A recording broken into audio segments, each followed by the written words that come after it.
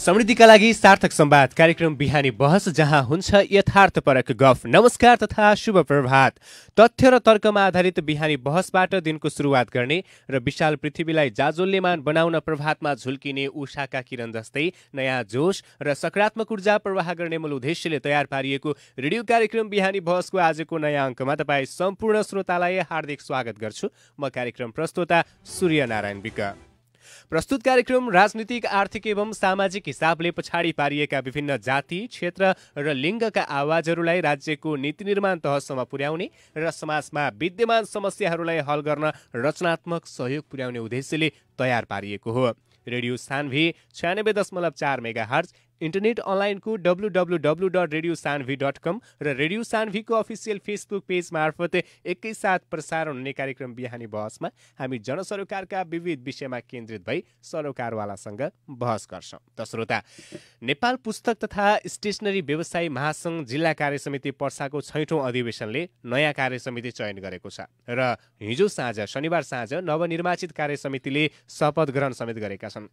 यद्यपि पुस्तक व्यवसायीहरूको हक हित एवं समस्याहरूको समाधानका लागि गठित महासङ्घको नयाँ कार्यसमितिले गर्ने काम कारबाही सहित आगामी योजनाका बारेमा आजको बहस केन्द्रित हुनेछ, जसका लागि यति बेला हाम्रो स्टुडियोमा प्रत्यक्ष उपस्थित हुनुहुन्छ नेपाल पुस्तक तथा स्टेसनरी व्यवसायी महासङ्घ जिल्ला कार्यसमिति पर्साको 6औं अधिवेशनबाट अध्यक्षमा निर्वाचित हुनुभएका लक्ष्मी पुस्तक पसलका प्रबन्ध निर्देशक समेत रहनुभएका आदरणीय रोहित ब्याहुजी हुनुहुन्छ। उहाँलाई म स्वागत गर्छु। अध्यक्षजी, यहाँलाई कार्यक्रम बिहानी बसमा हार्दिक स्वागत छ।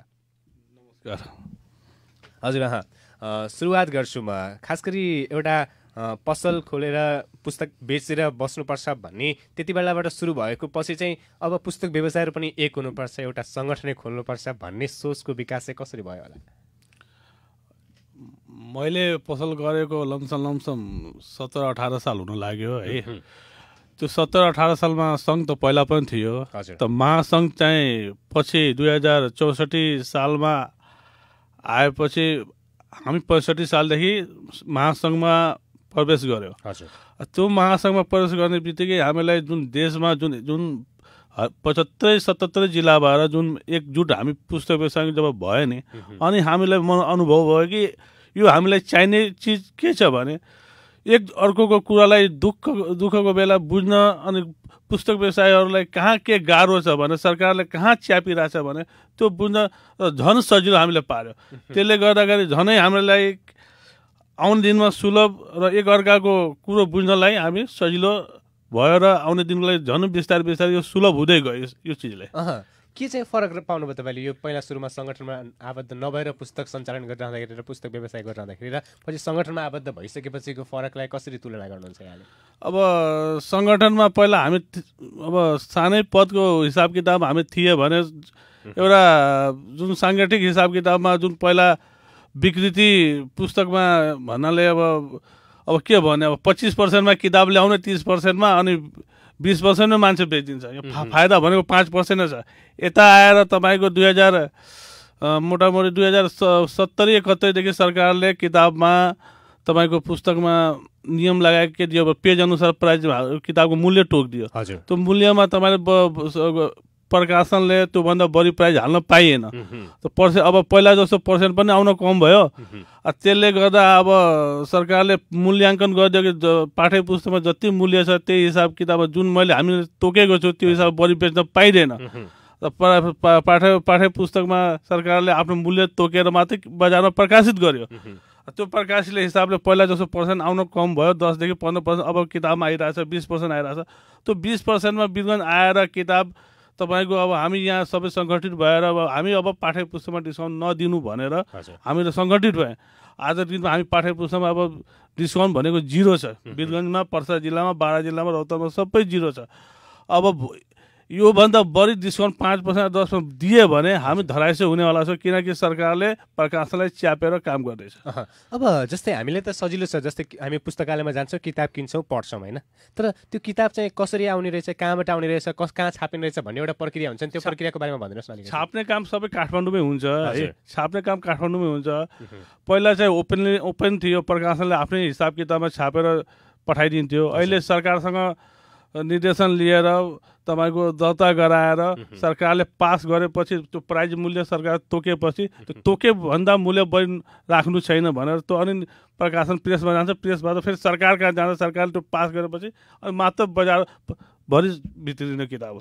अब एउटा कुरा जस्तै किताबहरूको हरेक यहाँले पनि अगाडि भन्नुभयो किताबमा जति मूल्य लेखेको छ त्यतिमै बेच्नुपर्छ होइन, हामीले पनि किताब किन्दाखेरि त्यही नै गरिराखेका हुन्छौँ भनेपछि अब काठमाडौँमा पनि त त्यही नै मूल्य लेखेको हुन्छ, त्यही मूल्यमा तपाईँले किनेर ल्याउनुहुन्छ होला, त्यसपछि यहाँ ल्याउँदाखेरिको त्यो यातायात खर्चहरू तपाईँहरूको कसरी उठाउनुहुन्छ त्यो पुस्तक व्यवसायबाट? यस्तो छ, त्यही कुरो मात्रै मैले के भन्न चाहे, फाइदा चाहिँ सानो भयो है, खर्च त बढ्दै गएको छ, प्राइजको मूल्य पनि अब समयअनुसार किताबको बढाएको छैन, सरकारले सबै कुरो आफ्नो हातमा लिइसकेको छ। अब यसैको लडाइँको लागि हामी अब प्रकाशन रहियो न भने हामी पसल पनि रहनेवाला छैन। त यसको भविष्य यही हो कि हामी सबै व्यापारी एकजुट भएर सङ्घ संस्थाको हक हितमा काम गरौँ र पाठ्य पुस्तक सब सलग सुविधा विद्यार्थीको हातमा टाइम टेबलमा पुगोस् भन्ने मेरो चाहना छ। र यो पाठ्य पुस्तकमा अझ के चाहियो भने तपाईँ जबसम्म उसको प्राइज मूल्याङ्कन प्रकाशनको हिसाबमा राइटर पनि महँगो छ, त्यो हिसाब किताबमा त्यसको मूल्याङ्कन उसले राख्न सकेन भने राम्रो राइटर किताबमा आउँदैन, राम्रो राइटर आएन राम्रो गुणस्तर किताब आउन सक्दैन, गुणस्तर किताब आएन भने तपाईँ राम्रो किताब पढ्न सक्दैन। यो कुरो बुझ्नु सरकारले बुझेको छैन। मेरो हक मेरो जति मेरो मेहनतको हिसाब मलाई जति चाहियो त्यो पाइँदैन भने को जान्छ राइटिङ गर्न पब्लिकेसनलाई नै राइटरले पैसा दिन सकिँदैन भने सरकारले पेलेर आफ्नो प्राइज हिसाबले प्राइज किताबको मूल्य राखिरहेको छ। आउने दिनमा धेरै गाह्रो छ, यसको लागि हामी सबै पुस्तक व्यवसाय सङ्घहरू मिलेर यसलाई सङ्घर्ष गर्नु ठुलो नै कार्य छ जस्तो लाग्छ।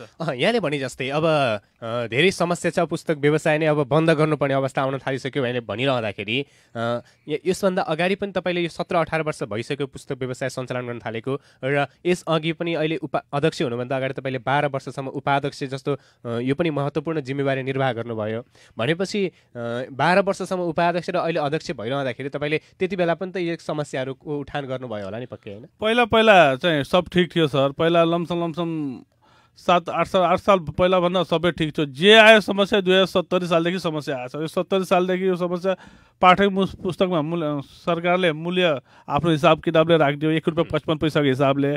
अब त्योभन्दा बढी दाम बढ्न पाएन, पर्सेन्ट जुन थियो त्यो पर्सेन्ट एउटा सीमित मात्रामा रहिदियो 15 देखि 20%मा। अब त्यसैमा हाम्रो स्टाफको हरेक साल खर्च तलब सलब सबै बढेको छ। त पहिला जति हामी कमाए अहिले केही छैन, अहिले अवस्था दाल भात 2 छाक खाना पाइरहेको छ त्यतिकै, त्योभन्दा बढी अहिले केही भइरहेको छैन सर। अहिले चाहिँ ठ्याक्कै अहिलेको कुरा गर्ने भने तपाईँहरूको समस्या चाहिँ के त्यसो भए पुस्तक व्यवसाय? अहिलेको समस्या भनेको सर अब सबभन्दा ठुलो समस्या सरकारले जुन हिसाब किताबमा अङ्कृत मूल्य जुन हालिदिएको छ त्योभन्दा बढी हामीले केही पाइरहेको छैन सर। जुन किताबको दाम 200 रुपियाँ हुनु पर्यो त्यो आज 100 रुपियाँमा आइरहेछ किताब। अनि विद्यार्थीहरू त अब यस्तो छ, विद्यार्थीहरू त आफ्नो एउटा भन्नुहोस् न अब घुमी आफ्नो हिसाब किताब विद्यार्थी आफ्नो ठाउँमा ठिक छ डिस्काउन्ट माग्छ, बजारको काम हो डिस्काउन्ट माग्ने, तर अब प्राइजै छैन, पर्सेन्टेज छैन, अब त्यो सबै च्यापेर झन् सबैको तेजी मन्दी हुन्छ, हाम्रो तेजी मन्दी झन् घटाएको छ।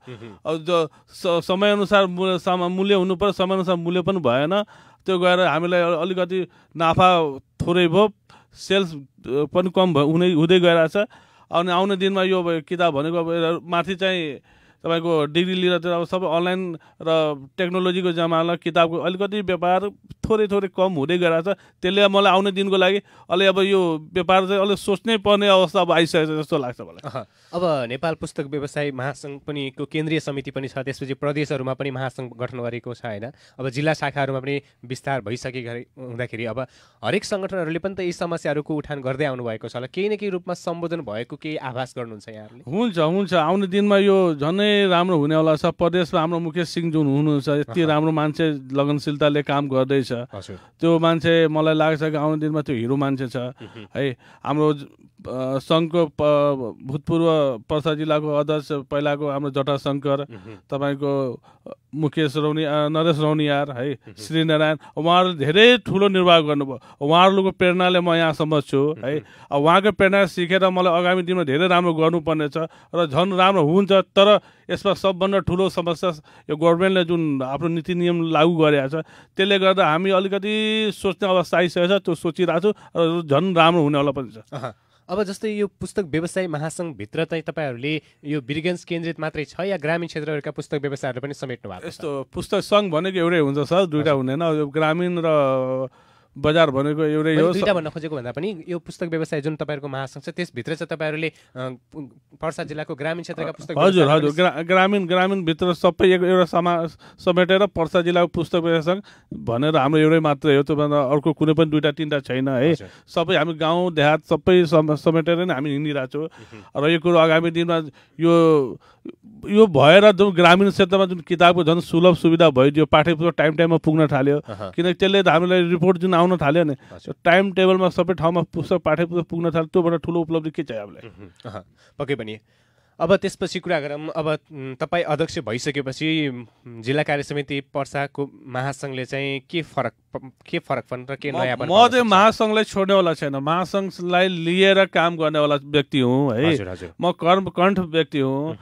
म आफ्नो ठाउँको हिल्नेवाला मान्छे छैन, कसैको दबावमा काम गर्नेवाला पनि छैन। र यो पुस्तक व्यवसाय सङ्घको लागि, पुस्तक हितको लागि, पुस्तक व्यापारीको लागि राम्रो होस् है, हक हितको लागि होस्, उनीहरू 2 पैसा कमाओस् है। सरकारको लागि टाइम टेबलमा सरकारले सुलभ पाठ्य पुस्तक उपलब्ध गराइदियोस्। त्योभन्दा ठुलो कुरो के चाहियो हामीलाई है? कुन हामी नेता मान्छे होइन कि हामी यो आएर नेतागिरी गर्ने हो। हामी एउटा व्यापारी मान्छे हो जो शुद्ध व्यापार गर्नु छ। अरू त्यसभन्दा 2 शब्द बढी के बोल्ने म? अब गुणस्तरीय उत्पादन, मर्यादित व्यापार, नीति निर्माणमा पहुँच, साङ्गठनिक आधार, तपाईँहरूको यो नारा थियो होइन? यो नारा र पुस्तक व्यवसाय बिचको सम्बन्धलाई कसरी वर्णन गर्नुहुन्छ तपाईँले? अब गुणस्तरीय उत्पादन, मर्यादित व्यापार भनेको अब यही तपाईँले यो कुरै यहीँ खोलिएको छ सबभन्दा मिठो कुरो। अब हामी आफ्नो काममा इमान्दार छौँ है। टाइम टेबलमा सबैलाई हक हितमा किताब पाइदियोस् है। गाउँ देहात बजार सहर सबै सिजनमा, अब वैशाख 1 गते सिजन हुन्छ, त्योभन्दा पहिला सबैको हातमा पाठ्य पुस्तक आइदियोस्। त्योबाट ठुलो उपलब्धि के चाहिँ हामीलाई? हजुर। अब लगभग तपाईँले यो कार्य समितिको नेतृत्व गरिरहँदाखेरि अब तपाईँले पर्सा जिल्लाका पुस्तक व्यवसायहरू चाहिँ कति छन्, ती कुन स्तरका कसले कुन क्षेत्रका किताबहरू बेच्ने भन्ने किसिमको कुनै त्यो छुट्याउनु भएको छ कि? छैन सबै किताब भन्नाले यहाँ स्कुलको पाठ्य पुस्तक बेच्ने हो, क्याम्पसको पाठ्य पुस्तक बेच्ने हो। कसैले नोबेल बेच्छ, पत्र पत्रिका त लमसम धराइसै भइसकेको छ। मेनरमा कतिवटा 2-4 पसल थियो त्यो बन्द भइसक्यो, सबै साइडमा आइसकेको छ। भारत तिनै अवस्था छैन। यो अब सबैले आफ्नो हिसाबले किताबहरू बेचिरहेछ। त प्राय अब तपाईँलाई लमसम बोर्डिङकै किताब बढी बिग्छ, स्कुलको किताब स्कुलमै सप्लाई हुन्छ, सरकारी स्कुलको किताब स्कुलमै सप्लाई भइहाल्छ। लमसम सबै ठिकै छ। तर आउने दिनमा यसलाई व्यापार अब सोच्ने अवस्था आइसकेको छ यो टेक्निकलको जमानाको लागि। अब यसअघि लगभग कोरोना भाइरसको महामारीका कारण हरेक क्षेत्र प्रभावित भयो। त्यो अवस्थामा पुस्तक व्यवसायहरूलाई चाहिँ के प्रभाव पर्यो त? पुस्तक व्यवसाय जस्तो प्रभाव त सायद मलाई लाग्छ कसैले पनि परेको छैन। स्कुल बन्द, हामी बन्द। स्कुल भनेको हाम्रो खेत हो। त्यो स्कुल जब खेती गर्न सकिँदैन भने हामी कहाँबाट खाने? स्कुल भनेको हाम्रो खेत हो। त्यो लास्ट इयर जुन कोरोनाले जुन दुःख दियो, त मलाई लाग्छ मेरो यो 18 सालको मा ठुलो नै एउटा मलाई क्षति बनाइदियो जस्तो लाग्यो। सबै व्यापारी रुइरहेको थियो, ऋण तिर्नसम्म गाह्रो थियो है। सबैले आफ्नो आफ्नो ऋण लिएर सबै व्यवसाय गरिरहेको छ। आफ्नो आफ्नो जुन जस्तो अवकाश छ है, त्यसमा म पनि छु एउटा व्यक्ति। अब जुन यो कोरोनाले जुन ठुलो एउटा क्षति बनाइयो, स्कुल बन्दले एउटा ठुलो प्रभाव आउने। फेरि 2018 साल वैशाखमा पनि कोरोनाले स्कुल बन्द भयो। त्यो स्कुल बन्द भयो हुने बित्तिकै हाम्रो व्यापार भनेको त्यो धराइसो हुने व्यापार हो। अब एउटा प्रश्न म यहाँलाई अलिकति बहस गर्न कि जस्तो लागेको विषय जस्तो लाग्छ मलाई यो विषय चाहिँ। जस्तै विगतमा वीरगञ्ज भनेको एउटा शैक्षिक हबको रूपमा विकसित थियो। यहाँ चाहिँ अध्ययनको लागि बाहिरबाट आउनु गर्नुहुन्थ्यो। तराईका 22वटा जिल्लाहरूका विद्यार्थीहरू यहाँ पढ्न आउनुहुन्थ्यो। अहिले चाहिँ यहाँका विद्यार्थीहरू पनि बाहिर जाने अवस्था छ होइन? यसले गर्दाखेरि त्यति बेला तपाईँले यति लामो समय लगभग झन्डै 2 दशकसम्म तपाईँले यो किताबहरू बिक्री वितरण गर्ने काम गरिरहँदाखेरि त्यति बेलाको अवस्था र अहिलेको अवस्थालाई तपाईँ के फरक पाउनुहुन्छ, तुलना कस्तो गर्नुहुन्छ? साँच्चीकै यो कुरो त एकदम इम्पोर्टेन्ट कुरो भन्नुभयो तपाईँले। पहिला मै अब स्टार्टिङमा यहाँ सबै विद्यार्थी तपाईँ काठमाडौँको मान्छे यहाँ ठाकुराममा पढ्न आउँथ्यो है।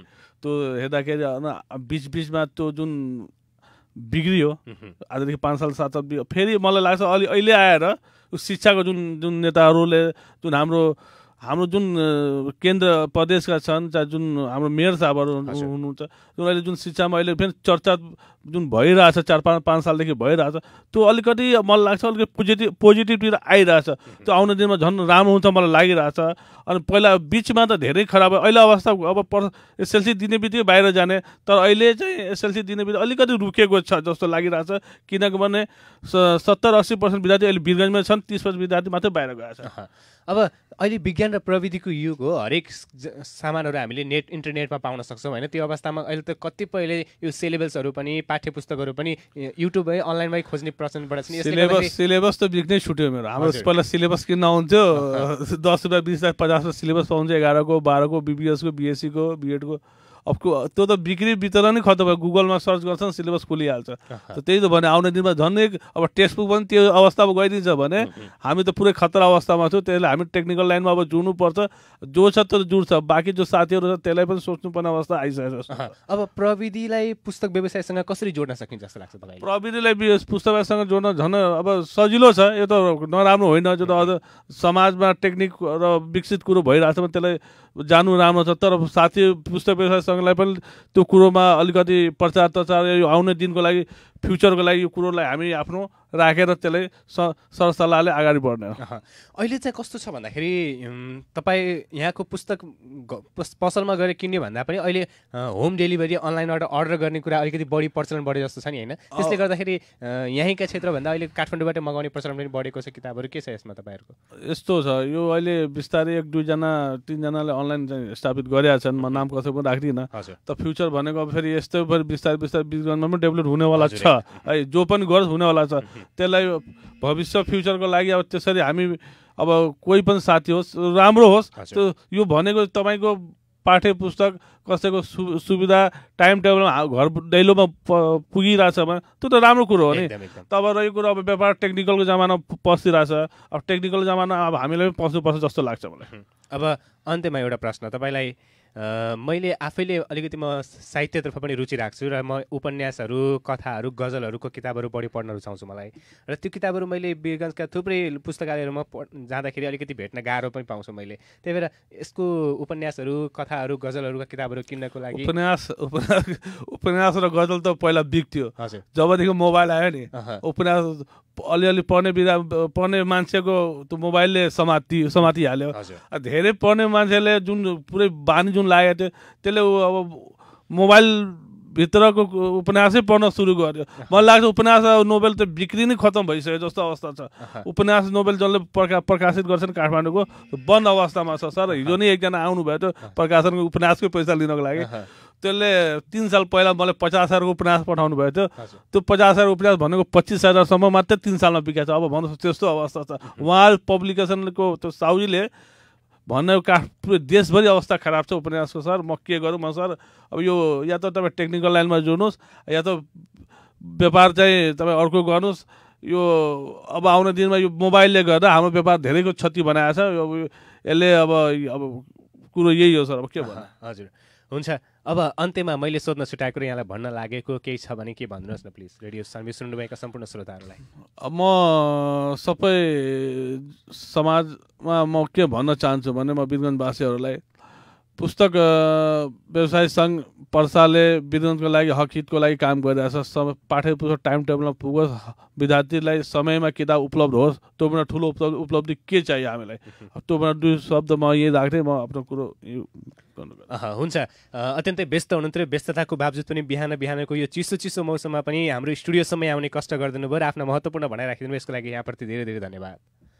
रेडियो सानवी 96.4 मेगाहर्ट्जको प्रस्तुति कार्यक्रम बिहानी बहसको आजको अङ्कमा हामीले नेपाल पुस्तक तथा स्टेसनरी व्यवसाय महासङ्घ जिल्ला कार्य समिति पर्साका अध्यक्ष एवं लक्ष्मी पुस्तक पसलका प्रबन्ध निर्देशक रोहित ब्याहुज्यूसँग विविध विषयमा केन्द्रित गरेर कुराकानी गऱ्यौँ। फेरि अर्को अङ्कमा फरक अतिथि र फरक विषयवस्तुका साथ उपस्थिति हुने नै छु।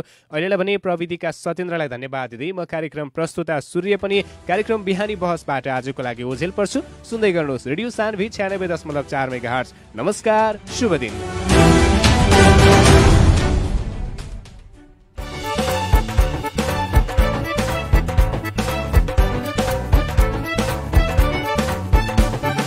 नेपाली मन मनको आवाज हो यो Radio Sangvi 96.4